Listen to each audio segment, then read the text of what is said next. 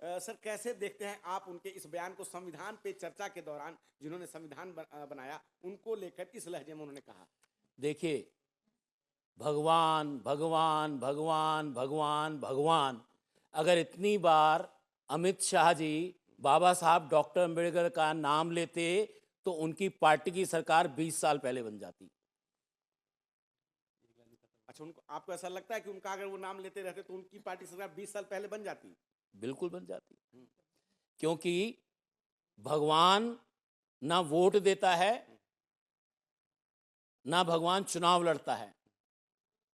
इस देश में जो चुनाव होता है बाबा साहब डॉक्टर अम्बेडकर के संविधान के तहत होता है। और हम ये कहना चाहते हैं अमित शाह जी को कि इस देश के लोकतंत्र को चलाने के लिए भगवान की नहीं, संविधान की जरूरत है। सर वो कह रहे हैं कि भगवान चुनाव नहीं लड़ता, भगवान वोट भी नहीं देता, भगवान स्वर्ग दिलवाता है। मैं वही कह रहा हूं कि दलितों को जो स्वर्ग मिला है, वो रीना वाल्मीकि ने कहा था ना, मिला होगा किसी को भगवान से मिला होगा, हमें तो जो मिला है संविधान से मिला है। तो दलितों को, आदिवासियों को, महिलाओं को, पिछड़ी जातियों को बताए ना अमित शाह, जब भगवान का शासन था, उनकी मनुस्मृति का शासन था, क्या दलितों को, इन तमाम जातियों को स्कूलों में जाने का अधिकार था? क्या उनको बिजनेस करने का अधिकार था? क्या उनको बोलने का अधिकार था?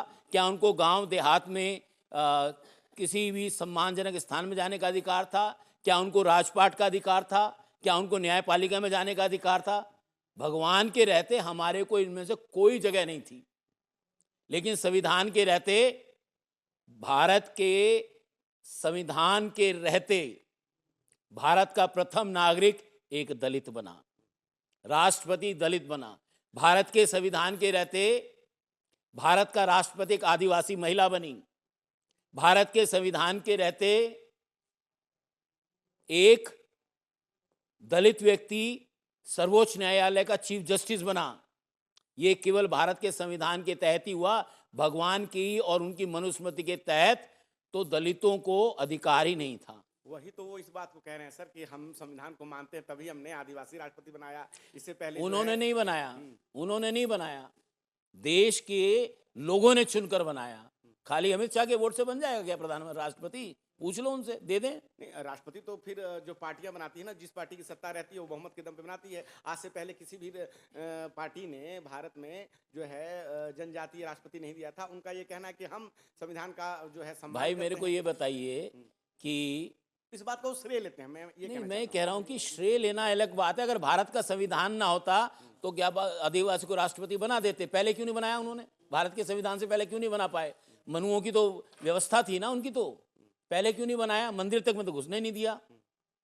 सर आज़ादी के 78 वर्ष हो गए हैं और 75वें वर्ष पे ये चर्चा चल रही है और फिर से बात वहीं पे आ गई कि संविधान या भगवान। क्या कहेंगे सर आप? देखिए, आज लड़ाई संविधान और मनुस्मृति के बीच में है। मनुस्मृति को वो ये कहते हैं कि वो भगवान ने बनाई, मनु भगवान ने बनाई। हम ये कहना चाहते हैं लड़ाई मनु भगवान और आधुनिक संविधान के निर्माता बाबा साहब डॉक्टर अम्बेडकर के बीच है। और डॉक्टर अम्बेडकर एक ऐतिहासिक व्यक्ति थे, उनको हमने देखा है, सुना है, उनकी सब चीजें हैं। मनु को कौन जानता है? अमित शाह कह रहे हैं कि मेरे स्टेटमेंट को तोड़ मरोड़ कर पहुंचा जा रहा है।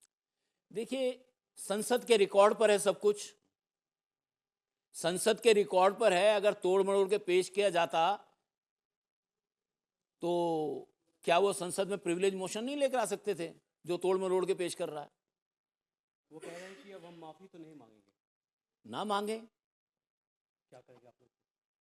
वक्त बताएगा। हम तो क्या है कि अगर मान लीजिए गृह मंत्री माफी नहीं मांगते हैं, प्रधानमंत्री उनको सस्पेंड टर्मिनेट नहीं करते हैं, उनको डिसमिस नहीं करते हैं, तो वो अंतिम अदालत थोड़ी है हमारे लिए। जनता की अदालत अंतिम अदालत है। और हम ये बता रहे हैं, हम तो डूबेंगे सनम, तुमको भी ले डूबेंगे। ये तो जाएंगे ही जाएंगे, इनके साथ इनके schedule tribe member of parliament भी जाएंगे। अगली बार लोकसभा का मुंह नहीं देख पाएंगे। उनका भाव था राहुल गांधी और प्रियंका गांधी पर तंज कसना, लेकिन उनको इस तरह से घेरना कहीं ना कहीं, उन्हें उनका कहना है कि ये गलत है और फिर उस पर हम कार्रवाई भी करा सकते हैं। किस पर? जो इसको बदनाम कर रहे हैं, उनका कहना है कि हमें बदनाम किया जा रहा है हमारी स्टेटमेंट को तोड़ मोड़ कर प्रोसेस जा रहा है। तो कर दें, वो जो कर रहे हैं उनके ऊपर डिफेमेशन का केस कर दें। आप जो कह रहे हैं कि 28 तारीख को आप लोग कोई प्रोटेस्ट करने जा रहे हैं जी, उत्तर जी, प्रदेश, जी। क्या कुछ करेंगे? देखिए, देशव्यापी प्रोटेस्ट है इस बार। अब डॉक्टर अम्बेडकर के किए गए अपमान के खिलाफ देशव्यापी प्रोटेस्ट है, और हम ये मांग कर रहे हैं कि गृह मंत्री माफ़ी मांगे और भारत सरकार उनको टर्मिनेट करो। केवल ये एक घटना नहीं है, ये ध्यान रखिए। संसद में जो बाबा साहब की मूर्ति थी उसको भी हटाया उन्होंने, उसका कद छोटा कर दिया। अरे, पत्थरों की मूर्तियों का कद छोटा करने से बाबा साहब का कद कम नहीं होता, लेकिन आपकी नीयत दिखती है। सर, आपने भी माना इस बात को कि दो भागों में देश बट गया है, एक जो मनुस्मृति को मानते हैं, एक संविधान को मानते हैं। संविधान और बाबा साहब के नाम पर जो जीत किया है इसी संसद में, चिराग पासवान और जीतन राम मांझी जैसे लोग जो हैं वो इस तरफ नहीं खड़े हैं, दूसरी तरफ खड़े हैं। इसको कैसे देखते हैं? एहसान फरामोश लोग हैं, और एहसान फरामोशी की सजा उनको देश की जनता देगी। आप निजी स्तर पर सर इस बयान को कैसे देखते हैं और क्या कहना चाहते हैं? दूसरे ही दिन जो है प्रधानमंत्री नरेंद्र मोदी डैमेज कंट्रोल करने आते हैं, क्या कहेंगे आप इस बयान के बारे में? आपने खुद ही कह दिया, जब प्रधानमंत्री डैमेज कंट्रोल कर रहे हैं इसका मतलब डैमेज हो गया। अशोक जी, आज बहन जी ने भी देशव्यापी आंदोलन का कॉल किया था, लेकिन कहीं ना कहीं विफल साबित हो रहा है। कोई सड़क पर नहीं है, कहीं कोई जानकारी नहीं मिल रही है। नहीं, देखिए, आपने जो प्रोटेस्ट के नहीं, लिए मैं समझता आह्वान हूँ, किया है, नहीं, मैं समझता हूँ कि बहुत सारी जगह पे प्रोटेस्ट हुए होंगे, और हमारे देश का मीडिया भी तो बहुत महान है ना, आप जैसे लोग नहीं है ना। और मैं ये बताना चाहता हूँ कि जब ये 19 तारीख को तमाम जगह ये डिक्लेयर किया नैगडोर ने कि हम देशव्यापी इसके ऊपर आक्रोश प्रदर्शन करेंगे, उसके बाद तमाम पॉलिटिकल पार्टीज़ को लगा कि उनको भी प्रदर्शन करना चाहिए, और निश्चित तौर पर बहन जी को भी लगा कि अगर वो प्रदर्शन नहीं करेंगी तो पीछे छूट जाएंगी। लेकिन मैं ये कहना चाहता हूँ, बसपा ने जो प्रदर्शन किया है उनको और प्रदर्शन करना चाहिए, और उनको 28 तारीख को भी हमारे साथ आना चाहिए। सर, एक आखिरी सवाल, क्या आपको लगता है कि स्लिप ऑफ टंग है या सोची समझी रणनीति के तहत सब कुछ हुआ है? देखिए, हमने तो संसद में उनके हाथ में कागज़ देखे, तभी हमें पता नहीं कि वो स्लिप ऑफ टंग है या कागज़ पे लिखा था।